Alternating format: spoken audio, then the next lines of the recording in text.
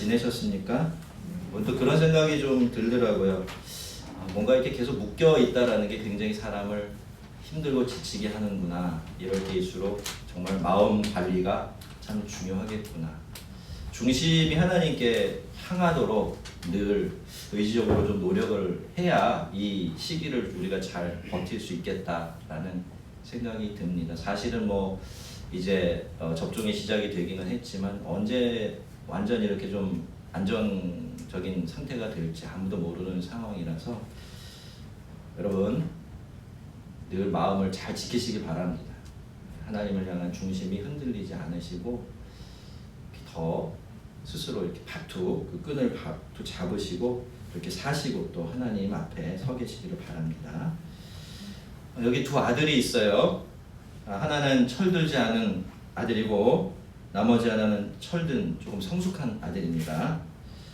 우리가 이렇게 저 아이는 철이 들었어 라든가 아니면 아유 저 아이는 아직 철이 덜 들었어 라든가 이렇게 이야기할 때 그것을 위한 판단 기준으로 사용할 수 있는 것은 참 다양하고 많을 것입니다. 하지만 딱 하나, 만약에 우리가 자녀와 부모와의 관계라는 것을 기준으로 해서 아이의 성숙도를 평가한다면 아이는 도대체 언제부터 철이 들기 시작한다라고 우리가 보아도 괜찮은 것일까요? 자녀가 어렸을 때는요, 자기 마음대로만 하려고 하죠. 그래서 어린아이들이 하는 말을 들어보면 항상 내가 중심이 되어 있는 것을 볼 수 있어요. 내가 할 거야. 내 마음이야. 내 거야. 나 줘. 싫어. 좋아. 내가 다 먹을 거야. 나 이거 안 먹어. 거기에 부모가 끼어들 자리가 자연적으로는 없습니다. 이렇게 미성숙한 자녀들은요, 늘 자기의 생각, 자기의 마음, 그리고 자기의 뜻이 중요하죠. 그렇기 때문에 이런 어린 아이들이 부모의 말에 순종하는 경우는 가만히 생각을 해보니까 두 가지 정도 되는 것 같아요. 첫째는 엄마 아빠 말을 잘 들어야 뭔가 얻어먹을 게 있을 때, 내가 원하는 것을 얻을 수 있을 때 말을 듣고, 그 반대편에서 그죠? 또 어떤 경우가 있죠? 안 그러면 박살날 것 같을 때, 그죠? 이 두 가지 경우에만 부모의 말에 기꺼이 순종을 하려고 해요. 그러니까 여러분 아직 철이 들지 않은 아이들의 경우에는 심지어 이 아이가 부모의 뜻에 따라서 움직일 그때도 그 중심에 뭐가 있는 거죠? 자기 자신이 있는 겁니다. 하지만 자녀가 철이 들기 시작하면 이야기가 확 달라지기 시작하죠. 부모가 첫 번째로 귀한 줄 알아요. 그때부터는 부모의 뜻이 무엇인지를 좀 헤아려 보려고 애쓰기도 하고 또 자발적으로 자신의 뜻을 그렇게 헤아려 놓은 하나님의 부모의 뜻에 맞춰가려고 애쓰는 모습도 보여지게 되지요. 하지만 여러분 사실 보이는 모습, 겉모습만 놓고 보면요, 이 아이가 철들기 전에 무언가 얻을 것이 있어서 부모의 말을 들을 때가 철이 들고 나서 스스로 부모의 뜻을 따라가려고 애쓸 때보다 훨씬 더 잘하는 것처럼 보일 수도 있어요. 하지만 여러분 중요한 것은 이런 결과가 아니죠. 중요한 것은 마음입니다. 그런 것을 요구한 적도 없고 그렇게 하라고 강요한 적도 없어요. 심지어는 그렇게 한다고 해서 뭐 칭찬받을 일이나 뭔가 얻어먹을 것이 있는 것도 아닌데 자발적으로 기쁘게 부모의 뜻에 자신의 뜻을 맞추려고 한다론, 그죠? 그런 기특한 사실 자체가 중요한 것입니다. 자, 이것은 아이가 이제 부모와의 관계 속에 자기의 마음을 담아내기 시작했다라는 뜻이고 또 진심으로 부모를 생각하기 시작했다라는 그런 뜻이 되기 때문이죠. 여러분 자녀들이 부모와의 관계 안에서 성숙해간다라는 것은 아마 이런 식으로 설명이 가능할 것 같습니다. 그리고 부모들은 사실 자녀들이 그렇게 자라가는 모습을 볼 때 가장 기쁘고 행복해지는 것 같아요. 자, 그렇다면 우리 아버지신 하나님 어떨까요? 우리 아버지는 다를까요? 그렇지가 않습니다. 하나님도 우리가요, 하나님과의 관계 안에서 성숙해 가기를 바라세요. 에베소서 4장 13절에는 하나님께서 우리를 구원하시고 하나님의 자녀로 삼으신 목적이 무엇인지가 아주 분명하게 기록이 되어 있어요. 제가 한번 읽어드리겠습니다. 다 하나님의 아들을 믿는 것과 아는 일이 하나가 되어서 온전한 사람을 이루어 그리스도의 장성한 분량에 충만한 데까지 이르리니. 온전한 사람을 이루어 그리스도의 장성한 분량이 충만한 데까지 이르리니. 이것이 바로 하나님께서 우리의 죄를 용서해 주시고 우리를 구원하신 목적입니다. 여러분, 이 세상에요, 그저 자녀를 낳아놓는 것으로 이 아이가 내 자녀라는 사실만으로 만족하는 부모는 한 사람도 없죠. 부모가 정말로 원하는 게 뭐죠? 내가 낳으니 나의 사랑하는 이 자녀가 어엿한 한 사람으로 자라나는 거죠. 나하고의 부모 자식 자녀 지간에서 그 관계 안에서 성숙해가는 것, 그거를 모든 부모들을 바라고 있는 바입니다. 자, 부모가 하는 모든 수고란 실은 이것을 위해서 치르는 대가라고 할 수가 있는 겁니다. 여러분, 우리 아버지 하나님도 그렇습니다. 하나님이 우리를 죄에서 구원하신 것은요, 구원 자체의 목적이 있지 않아요. 그러니까 구원받으면 끝난다라는 게 아니라는 겁니다. 하나님은 우리가 하나님과의 관계 속에서 하나님의 자녀답게 성숙해 가기를 바라십니다. 예수님처럼 예수님을 닮아가면서 그런 일이 벌어지기를 바라요. 그래서 하나님께서 십자가의 복음으로 우리를 낳으신 겁니다. 그 엄청난 대가를 치르시고 말이죠. 하나님은요, 우리를 이렇게 구원해 놓고 그냥 네 멋대로 살아라 라고 방치해 놓으신 상태가 아니라는 거죠. 분명한 목적을 가지고 우리를 부르시고 구원하시고 자녀로 삼으셨습니다. 근데 여러분, 우리가 이렇게 성숙해 간다라고 할 때 정말 중요한 것은 우리의 마음이에요. 우리가 기쁘게 하나님의 뜻과 마음을 헤아리고 거기에 자발적으로 자신의 마음과 삶을 맞추어 갈 때 우리는 비로소 하나님의 자녀로 성숙해 가는 과정을 밟게 되는 것입니다. 자, 그러는 중에 우리가 하나님의 뜻을 100% 완벽하게 파악하고 하나님의 뜻에 완전하게 순종할 수 있다면 그것보다 더 좋은 일은 없을 겁니다. 하지만 여러분, 꼭 그렇게 하지 않아도 괜찮습니다. 정말 중요한 것은 하나님을 향한, 우리 아버지를 향한 우리의 마음이에요. 우리가 계속해서 기쁜 마음과 소원을 가지고 하나님 아버지의 뜻을 헤아리면서 우리의 마음과 삶을 거기에 맞추려고 하고 있느냐, 그것이 중요하다는 겁니다. 하나님은요, 우리를 종으로 부르신 게 아니에요. 우리를 자녀로 부르시고 자녀 삼으셨습니다. 하나님이 이따가도 말씀을 드리겠지만 종을 대하시는 방식과 자녀를 대하시는 방식은 판이하게 달라요. 우리가 그것을 알지 못하면 이 세상에서 하나님의 자녀로 나에게 주어진 풍성한 은혜와 자유가 뭔지, 또 내가 어떤 방향으로 살아가야 하는지를 우리가 깨닫지 못하게 돼서 그냥 예수 믿는 데서 다 끝나버릴 수가 있어요. 자, 처음에 하나님은요, 율법이라는 것을 매개로 해서 이스라엘 백성들과 언약을 맺으셨어요. 하나님은 율법을 주시면서 이렇게 말씀하셨어요. 너희가 이 율법을 잘 지키면 나는 너의 하나님이 될 것이고 너희는 내 백성이 될 것이다. 이렇게 말씀하셨어요. 그때 이스라엘이 어떻게 반응하죠? 좋습니다. 아주 기쁘게 하나님께서 제시하신 율법과 언약을 받아들이면서 우리가 앞으로 하나님이 주신 이 귀한 하나님의 뜻을 그대로 받들며 하나님의 백성으로 살아가겠습니다 라고 하나님과 언약을 맺어서, 그렇게 해서 이스라엘 백성은 하나님의 언약 백성이 되어지게 됩니다. 그런데 여러분, 금방 문제가 생기죠. 이들이 그 일에 금세 완전히 실패하고 맙니다. 우리가 9절 뒤쪽을 보면요, 하나님께서는 그 결과를 이렇게 말씀하고 계세요. 그들은 내 언약 안에 머물러 있지 아니함으로 내가 그들을 돌보지 아니하였노라. 이 말씀은요, 이스라엘 백성들이 딱 한 번 하나님의 말씀에 순종하는 일, 딱 한 번 하나님의 언약 안에 머무는 일이 실패했다고 해서 하나님의 이들을 포기하시고 던져버리셨다, 이런 이야기가 아니죠. 또 이 이야기가요, 이스라엘 백성들은 정말 하나님의 뜻대로 살고 싶어 했고 그러기 위해서 헌신하고 노력했지만 그럼에도 불구하고 이 일에 실패했다, 그런 뜻이 아닙니다. 안타깝게도요, 이스라엘 백성들은 그 마음에 오로지 하나님의 언약 안에 살고 싶어하는 그런 마음이 없었던 거예요. 그래서 언제나 하나님 밖으로 뛰쳐나갔다 다시 들어오기를 반복하고 또 반복을 했는데요, 우리가 이스라엘 역사를 보면 사실 이들은 단 한 세대 동안도 온전히 하나님 안에 머물러 있었던 적이 없는 것 같아요. 하지만 하나님은 늘 기다리시고 용서하시고 용납하시고 받아주셨죠.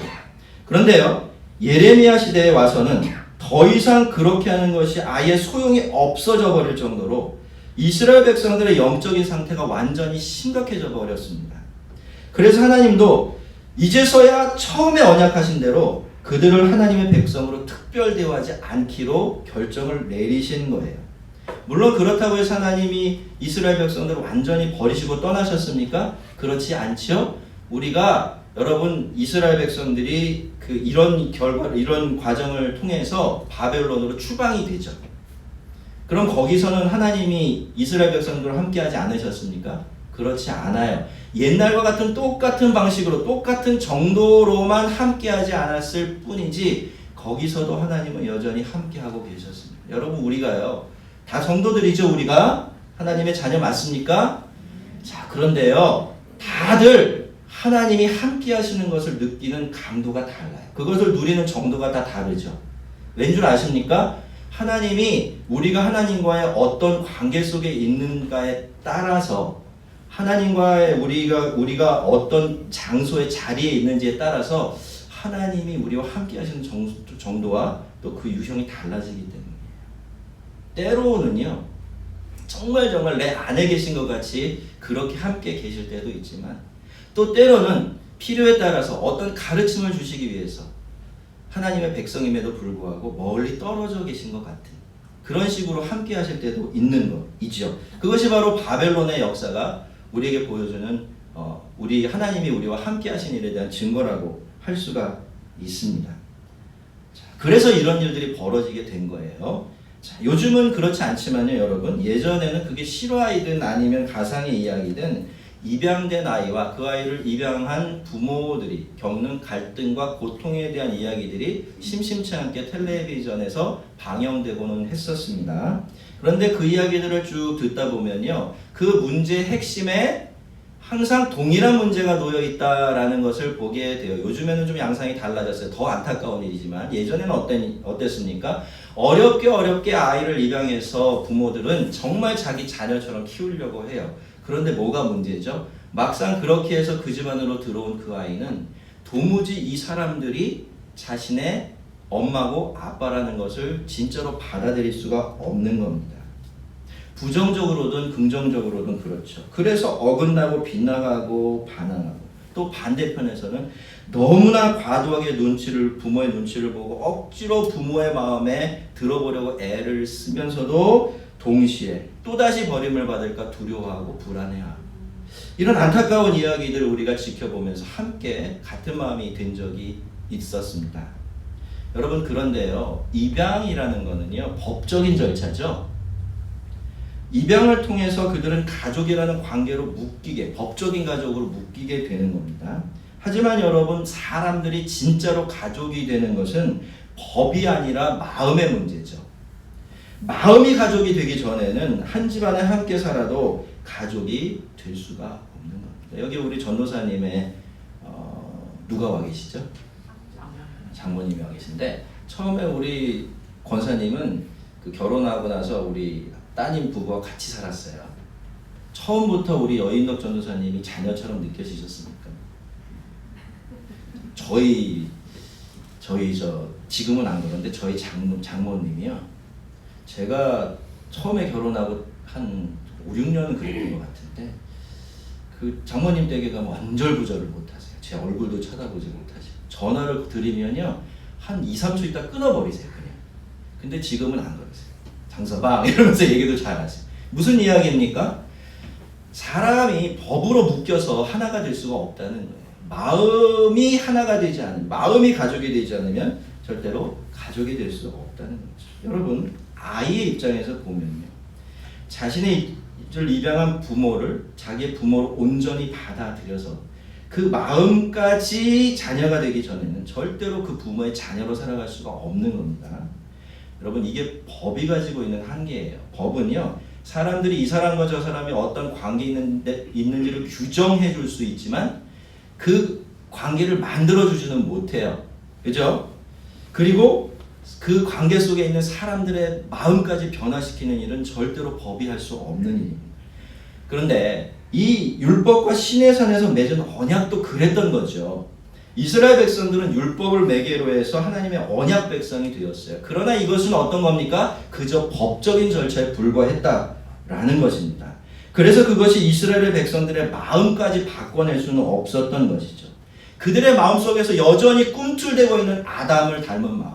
그러니까 내가 주인이 되고 내가 왕이 되어서 내 마음대로 내가 왕노릇하며 살고 싶어하는 그 마음, 그리고 하나님이 아니라 여전히 이방의 우상들을 함께 섬기고 싶어하는 그 마음, 그걸 다뤄내고 없애주기에는 이 하나님의 율법이라는 게 역부족이었다라는 겁니다. 그러니까 어떻게 됩니까? 이스라엘 백성들이 하나님과 함께 살아가는 일이 그리 오랜 시간을 지나지 않아서 억지 춘향이 되어 버렸고, 그래서 이스라엘 백성들은 그렇게 반복을 하다가 결국에는 하나님의 언약 밖으로 완전히 뛰쳐나가 버리고 말게 된 것이죠.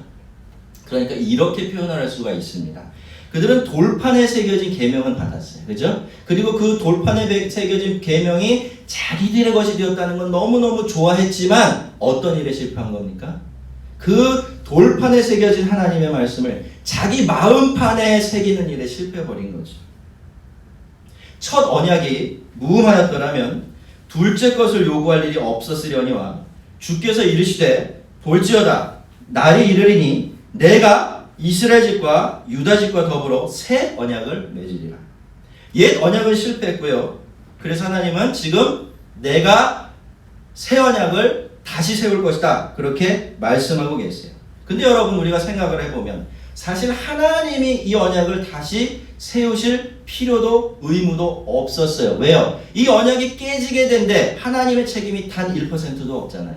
그러니까 이거를 원하고 이 작업을 해도 누가 해야 되죠? 이스라엘 백성들이 해야 되는데 하나님은 그렇게 하지 않으셨던 거예요. 새 언약을 주셨습니다. 그렇게 귀한 언약, 이스라엘 백성들, 하나님의 사람들이 다 망쳐놓아 버리고 말았지만 하나님은 거기서 바로 내가 새 언약을 주시겠다라고 약속하신 겁니다. 성도 여러분, 우리가 하나님을 믿는다라는 것은 바로 이런 것이죠. 우리는 끊임없이 하나님과의 약속을 어기고 깨트립니다. 이 세상에 안 그러는 사람 아무도 없어요. 하지만 하나님은 단 한순간도, 단 한 번도 언약을 어기거나 그 언약에서 벗어나지 않으십니다. 그리고 우리가 깨뜨린 그 언약, 더 좋은 언약, 더 완전한 언약으로 새롭게 바꾸어 세워주시죠. 그리고 마지막까지 그 언약을 완전하게 이룰 때까지 절대로 포기하지 않으십니다. 여러분, 왜 우리가 지금도 신앙생활을 하고 있을 수 있을까요? 왜 우리가 지금도 여전히 우리에게 부어지는 하나님의 은혜를 기대할 수 있지요? 우리가 잘해서입니까? 우리가 하나님의 언약을 잘 지켰고 그 언약을 붙들고 지금까지 변함없이 살아와서 여전히 우리가 그 동일한 은혜 가운데 살고 있는 겁니까? 그렇지 않죠. 여러분, 우리는 미처 깨닫지 못했겠지만 만약에 하나님과 우리 사이에 개인적인 언약이 하나 있었다면 우리는 수없이 이 언약을 깨트려 왔어도 하나님은 단 한순간도 그 언약을 포기하지 않고 늘 새롭게 바꿔주신 덕분에, 그죠? 지금 우리가 이렇게 하나님의 은혜를 바라보며 하나님을 예배하는 하나님의 백성으로 살아갈 수 있는 겁니다. 우리가 구원을 확신할 수 있는 이유도 바로 거기에 있어요. 여러분, 우리의 믿음이 우리를 구원하는 게 아니에요. 하나님의 신실하심을 믿는 믿음이 우리를 구원하는 거예요. 차이를 아시겠습니까? 우리의 신심이 구원의 이유가 아니라는 거예요. 하나님이 변함없으시다는 것을 붙들고 있으니까, 그죠? 그 믿음이 우리를 구원하게 되는 거예요. 이 두 가지는 굉장히 많이 다른 점이 있습니다. 그날 후에 내가 이스라엘 집과 맺을 언약은 이것이니 내 법을 그들의 생각에 두고 그들의 마음에 이것을 기록하리라. 나는 그들에게 하나님이 되고 그들은 내게 백성이 되리라. 사람은, 이스라엘 백성들은 하나님의 말씀을 자기 마음에 새기는 일에 실패했죠. 그렇죠? 그래서 언약을 깨트리게 된 겁니다. 완전하게. 하지만 하나님은 내가 거기서 다시 시작할 것이다 라고 말씀하세요. 너희가 철저하게 실패한 그 자리에서 내가 너희에게 새 언약을 주시겠다 라고 말씀하시죠. 나는 그들에게 하나님이 되고 그들은 내게 내 백성이 됩니다.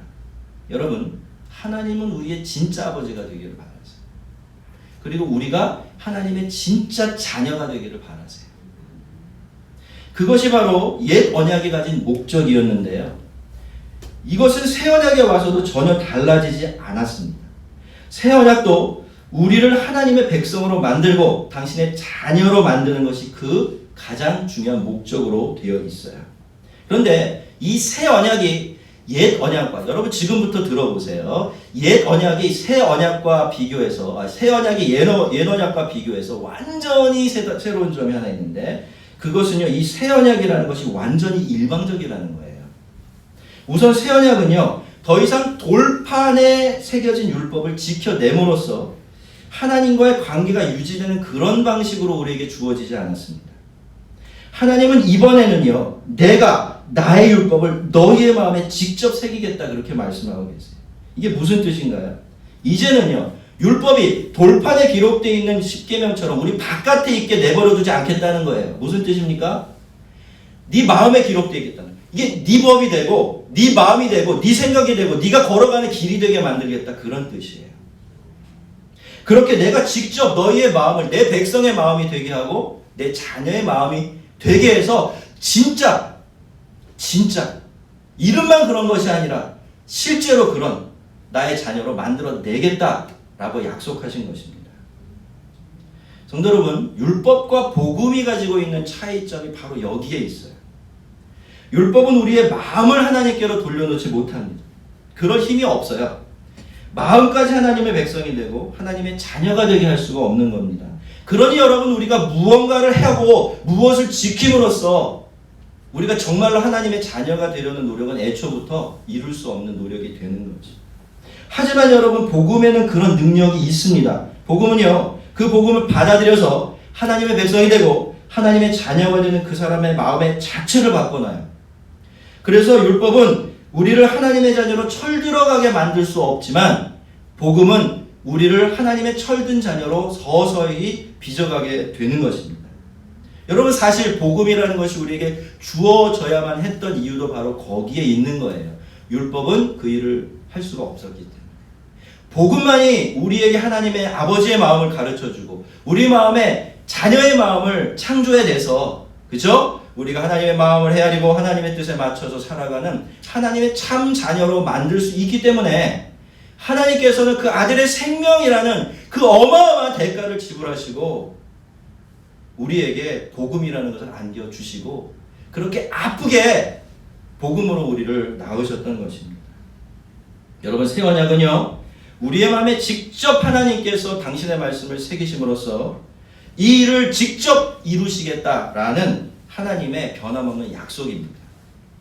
또 각각 자기 나라 사람과 각각 자기 형제를 가르쳐 이르기를 주를 알라 하지 아니할 것은 작은 자로부터 큰 자까지 다 나를 알미라. 여러분, 이 구절은요, 그렇게 하나님의 말씀이 우리의 마음속에 새겨질 때 우리에게 어떤 변화가 일어나게 될지를 알려주는 그런 말씀인데요. 하지만 이 말씀이요, 이렇게 다 알게 될 거니까 더 이상 나는 성경을 읽을 필요도 없고 더 이상 하나님에 대해서 알려고 할 필요도 없고 누군가에게 하나님에 대해서 배울 필요도 없다, 그런 일에는 관심 안 가져도 좋다, 이렇게 생각하면 안 돼요. 이게 그런 뜻이 아니죠. 이거는 아주 본질적인 이야기를 변화를 이야기하는 겁니다. 이 말씀은 새 언약이 우리의 마음에 하나님의 말씀을 새겨 놓을 때 우리의 본성이 그렇게 변화된다라는 겁니다. 하나님을 나의 하나님으로 그리고 우리의 아버지로 하는 이 관계적이고 인격적인 지식이 어디에 새겨져요? 우리의 본성에 새겨진다라는 거죠.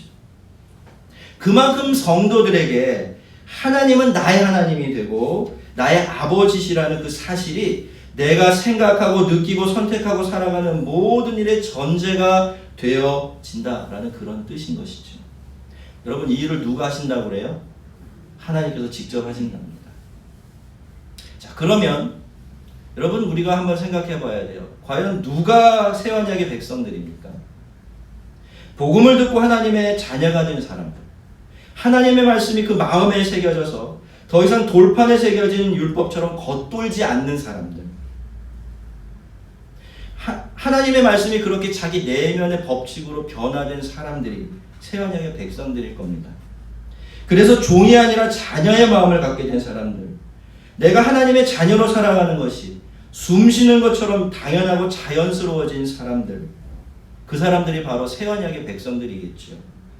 이런 방향에서 조금씩 변화가 되어져 가는 사람들, 그 사람이 바로 하나님의 자녀이고 새 언약의 백성들이다 라고 할 수 있을 것입니다. 여러분, 우리는 이 법을 생각할 때 이 법이 굉장히 대단한 것이다 라고 생각하는 경향이 좀 있습니다. 하지만요, 여러분, 법은요, 자율의 원리가 아니라 타율의 원리예요. 그러니까 우러나서 지키게 되는 것이 아니라 강요되어 있기 때문에 지키게 되는 것이라는 뜻이에요. 그래서 여러분, 법은요, 본질적으로 자녀의 방식이 아니라 종의 방식이고 노예의 방식이에요. 법을 지키면서 살아가는 일이 참 귀하고 좋은 일인 것은 틀림이 없지만요, 법이라는 것은 결국 그렇게 하지 않으면 안 되는 의무를 말하는 것이고, 지켜서 상을 받고 지키지 못하면 벌을 받는 일에 대한 것이기 때문이죠. 근데 여러분, 제가 이렇게 성도들을 가만히 지켜보면요, 수십 년 동안 예수를 믿고 신앙생활을 했는데도 불구하고 여전히 법의 수준에 머물러 계신 분들이 참 많아요. 신앙을 의무의 틀에서 생각하는 분들이 너무너무 많더라는 겁니다. 그러니까 돌판에 새겨진 율법을 지키는 일을 신앙의 관건이라고 여기시는 분들이 많다라는 거예요. 모든 일을요, 해야 하느냐 그렇지 않느냐, 해도 되느냐 하면 안 되느냐, 꼭 그렇게까지 해야 되느냐, 뭐 이런 차원에서만 생각하게 되는 거예요. 한번 여러분 신앙을 생각하시는 여러분의 사고방식을 한번 점검해 보시기 바랍니다. 여러분은 신앙 안에서 내가 어떤 일을 하고 하나님 앞에 어떤 모습으로 서야 된다고 생각했을 때 그때 그걸 의무로 생각합니까? 아니면 다른 방식으로 생각하는 방식이 있으십니까? 기도, 예배, 헌금, 교회를 섬기는 일, 그리고 내 삶의 자리에서 거룩하고 정직하게 사랑하며 살아가는 일 등등, 이 모든 일들을 의무의 수준에서, 그리고 잘하냐 못하느냐, 성공했느냐 실패했느냐를 기준으로 선택하고 평가하는 것이죠. 여러분, 우리는 말씀을 드렸다시피 물론 하나님의 백성으로서 마땅히 그렇게 하는 일들을 가지고 있고 그 길을 따라서 살아가야만 합니다. 그게 우리의 거룩한 의무예요. 하지만 여러분, 그 의무를 잣대로 해서 신앙을 생각하려고 하는 것은 복음하고는 전혀 어울리지 않는 방식이에요. 여러분, 우리는 종이 아니라 누구죠? 종이 아니라 누구죠? 자녀예요. 믿습니까? 그러면 종애로 사는 방식이 따로 있고 자녀로 사는 방식이 따로 있는 거죠. 여러분, 자녀가요, 자녀로서 의무를 다해야 되는 것은 마땅한 일이죠. 하지만 자녀가 자녀의 의무를 다하는 것이 부모와 자녀지간의 관계 핵심입니까? 그게 아니죠. 뭔가 다른 게 있는 거죠. 만약에 그 의무가 핵심이 돼버리면요, 신앙은 더 이상 자녀와 아버지의 일이 아니게 되어버려요. 그건 종과 주인의 일에서 끝나버리게 되는 겁니다. 그것도 마음 없이 서로 같이 사는 종과 주인 말이죠. 자, 요즘 이재철 목사님의 셋째 아들 이승윤 분이 싱 어게인이라는 이 노래 경연 프로그램에 나와서 우승을 하는 바람에 엄청난 세간의 관심을 끌고 있는데요. 언젠가 이 목사님이요, 자녀 교육에 대한 이야기를 하면서 이런 이야기를 하셨어요. 부모는 자녀에게 실수하고 실패할 수 있는 자유와 권리를 줘야 된다. 그래야 자립할 수 있고 자립된 인간만이 세상에 도움을 주면서 살아갈 수 있다. 이렇게 말씀하신 적이 있어요. 제가요, 승윤 군을 굉장히 오랫동안 지켜봤거든요. 텔레비전에서. 나오는 것마다 다 봤어요. 왜냐하면 너무 독특한 캐릭터를 갖고 있는 친구라서 도대체 그 말하는 것이나 생각하는 게 너무 요즘 사람 같지 않아서 그게 어떤가 하고 계속 지켜보게 됐는데, 제가 승윤 군을 보니까요, 이 목사님이 정말로 자기 자녀들을 그 방식대로 키워내신 것 같더라고요. 여러분, 좋은 부모라면 자기 자녀를 그저 의무만 잘하고 다 하고 내 말만 잘 듣는 그런 사람으로 키우려고 하지 않을 겁니다. 그렇죠? 좋은 부모는요, 자녀가 실수하고 넘어지더라도 그 자녀가 한 사람으로 성숙해 가기를 바랄 것입니다. 그래서 그럴 기회를 주겠죠. 하나님은 어떨까요? 여러분, 하나님도 마찬가지입니다. 하나님은 좋은 아버지십니까? 별로 확신이 없으세요? 하나님은 좋은 아버지시죠? 그렇다면 하나님은 우리를 어떻게 키우실까요? 하나님은 그저 우리가 하나님이 정해놓으신 그 법 고지것대로 지켜내면서 그 길로만 따라서 벗어나지 않고 사는 그런 의무에 묶인 하나님의 자녀로 자라기를 바라실까요? 우리가 그렇게 종처럼 살아가기를 원하실까요?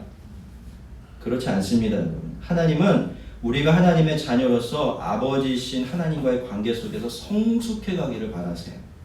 때로는 실수하고 아버지의 뜻을 오해할 수도 있겠지요. 잘못할 때도 있을 수가 있습니다만 그래도 그러기를 바라시고 그럴 수 있는 자유를 우리에게 주고 계세요. 자, 우리 함께 12절 말씀을 함께 읽어보겠습니다. 찾으셨죠? 읽습니다. 내가 그들의 불의를 긍휼히 여기고 그들의 죄를 다시 기억하지 아니하리라 하셨네요. 다시 한번 읽어볼게요. 내가 그들의 불의를 긍휼히 여기고 그들의 죄를 다시 기억하지 아니하리라. 할렐루야. 성도 여러분, 이것이 복음 안에서 일어난 하나님과 우리 사이의 관계의 근본적인 변화예요. 여러분, 원래는 그렇게 되면 안 되지 않습니까? 불의를 긍휼히 여긴다고요? 이거 불의는 긍휼히 여기고 불쌍히 여길 대상이 아니에요. 그거는 혼내주고 벌을 주고 정죄하고 바로 잡아야 대상이죠. 죄도 그렇지 않습니까? 죄는 정죄하고 꾸짖고 혼내야 될 일이지 늘상 그냥 용서만 해주고 끝날 일이 아닌 거예요. 근데 하나님 뭐라고 말씀하십니까? 우리에게 내가 언제나 너희의 불의함을 불쌍히 여길 거야. 내가 늘 너희의 죄를 다시 용서하고 또 용서하고 기억하지 않고 완전히 용서해 줄 거야 라고 말씀하십니다. 하나님이 지금 여기에 어떤 조건을 붙이고 계신가요? 전혀 조건이 없어요. 내가 그냥 무조건 너희에게 그렇게 해주겠다 라고 말씀하시는 겁니다. 여러분, 이것이 바로 새 언약에 있는 저와 여러분이 얻은 가장 큰 복이고 은혜입니다.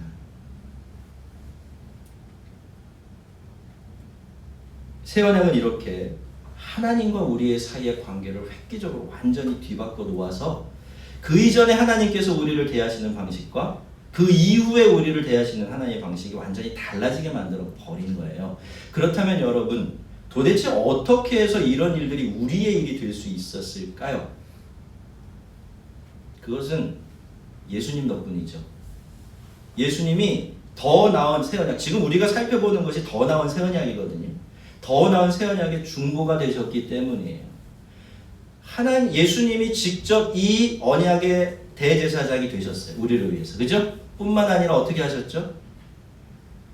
우리의 죄 때문에 우리의 죄를 없이 해주시려고, 우리의 죄책을 하나님 앞에서 다 도말해 주시려고 직접 십자가에 달려서 죄값을 치르시고 제물이 되신 거예요.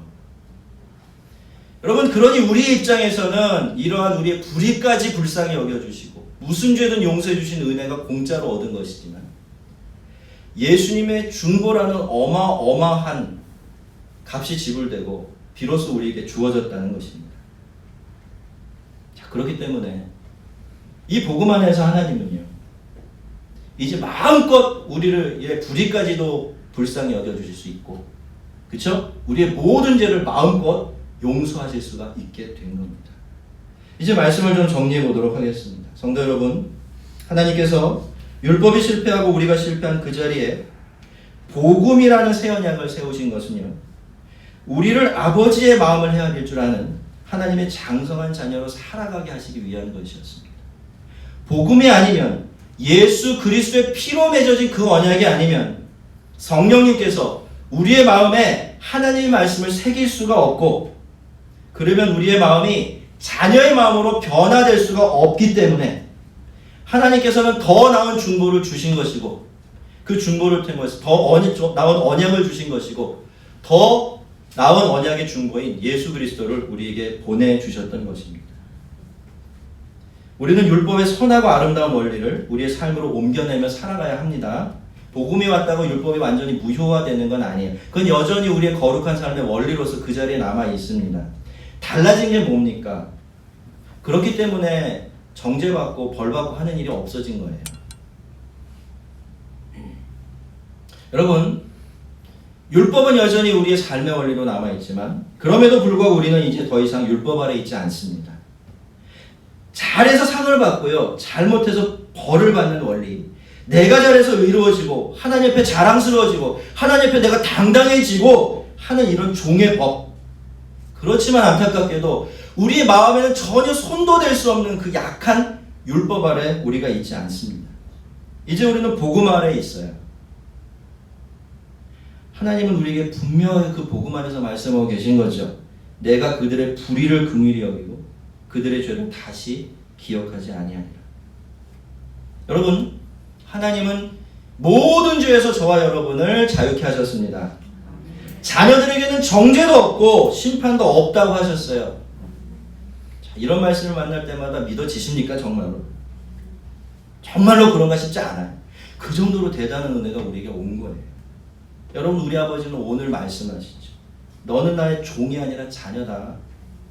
그러니까 내가 말하기 전에 좀 직접 내 마음과 생각을 좀 헤아려서 나의 뜻대로 한번 해봐. 그러다가 실패도 좋고 실수해도 좋아. 10번에서 한 번만 성공해서 괜찮아. 그거 두려워하지 마라. 내가 너희의 불의함까지도 불쌍히 여길 거야. 너희의 모든 죄를 완전히 지워버릴 거야. 너는 내 자녀야. 종이 아니라. 자녀답게 살아라. 이 복음 안에서 자녀로 빚어가라. 예수 그리스도의 형상으로 세워져 가라. 이렇게 말씀하고 계십니다. 여러분, 하나님은요, 우리가 실수하고 실패할 기회를 주고 계시는 거예요. 왜요? 종이 아니라 자녀이기 때문이죠. 자유가 없으면 성숙해 갈 수 없어요. 여러분, 여러분의 연세들이 많으시지만 젊은 층도 있으니까, 그죠? 젊은 분들은 잘 들으세요. 우리가 자녀를 정말 아름답게 키워내려면 자유를 줘야 돼요.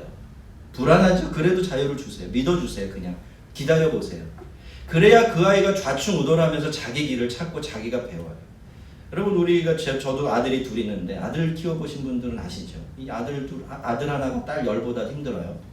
아무리 착하고 말 잘 들어도 남자애들은 만만치가 않아요. 보면 이게 뭐가 될까 싶어요. 그죠? 근데 하나님이 뭐가 될까 싶은 우리 여기까지 끌고 오셨잖아요. 그럼 우리는 어떻게 해줘야 될까요? 우리 자녀들에게 뭔가 될까 싶은 그 아이들 그냥 두고 봐야 돼요. 너무 채근하고 닥달하고 볶지 말고, 그죠? 그 아이도 하나님께서 만들어내신 인생이고 하나님 손안에 있다는 걸 믿고 좀 기다려줄 줄 알아야 합니다. 그래야 그 자유를 사용하면서 성숙해져 가는 거예요. 실수를 할 수 있어요. 실패할 때도 있죠. 그러나 그 아이가 하나님 안에만 남아있으면 아무 문제 없는 겁니다. 여러분, 하나님은 지금 율법이 아니라 복음 안에서 우리를 빚어가고 계세요. 그것 때문에 우리를 무한한 긍휼과 용서하심으로 대하고 계신 겁니다. 늘 우리를 복음이라는 새 언약 아래 두시고 예수 그리스도라는 더 나은 새 언약의 중보를 세우셔서 우리를 하나님의 자녀 삼으신 그 하나님의 뜻과 마음을 헤아리며 사시기 바랍니다. 다시 율법으로, 그러니까 공을 세워서 하나님께 잘 보이고 복을 받고 잘해서 자랑하고 그럴듯해지려는 이런 종의 법으로 절대로 돌아가지 마십시오. 우리 모두가 새 언약으로 우리를 자녀 삼으신 하나님의 이 마음 안에서 하나님의 철든 자녀로 조금씩 빚어져가는 영광스러운 성도들이 되기를 주의 이름으로 축원합니다. 아멘. 함께 기도하도록 하겠습니다.